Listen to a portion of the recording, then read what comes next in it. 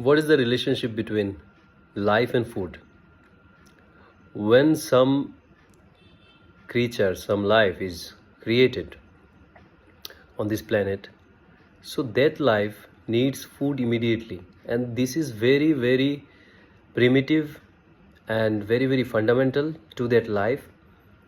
That life is very, very, naive, and that life doesn't know anything about the world. A newly born baby of any animal, human, or any other creature, new offspring is created. So that offspring, uh, the moment that offspring is born, seeks for food, because we can understand, we can relate from our own experience that when there is a shortage of food in our stomach, we seek for food, we run after food, we actually have that food to sustain our body. And it is like, you cannot actually extend that period. You have to take food within 6 hours maximum, or 8 hours. If you extend it, you feel weak. So you are actually in you are actually created in such a way. We are all actually created in such a way.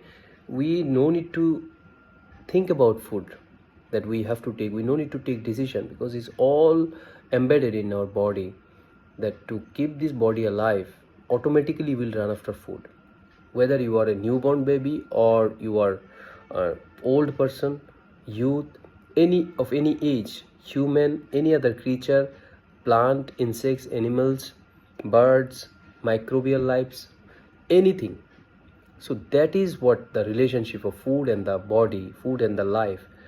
So now there is a distance between the creature, the life, and the food. So that distance is actually, we actually fulfill that. Actually that distance we want to minimize, we want to bridge. How do we do it?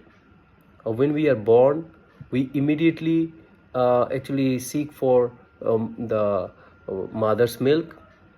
That is instinctive. So there is a distance between the child and the mother. The child always seeks for mother. Why? Because mother will take care, mother will give food, and by doing so, or having the food from mother, that child can survive. And it is actually applicable to any creature, any new life on this planet.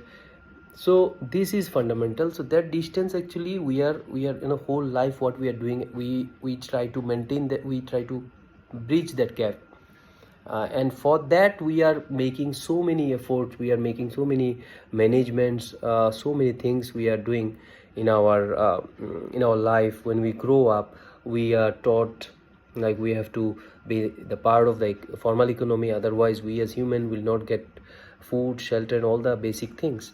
So to get those basic things, we join the force, we join the workforce. And if we want to join the workforce, then we have to be capable, we have to be skilled, we have to be competent enough to work with the people, and so that they recognize us and they give us work, and they, in return, we get some money or resources, and we can fulfill our basic requirements. Then we can go for other requirements, fulfillments. So this is what is the basic relationship between the food and life. And this gap, this distance, is what we call the formal economy.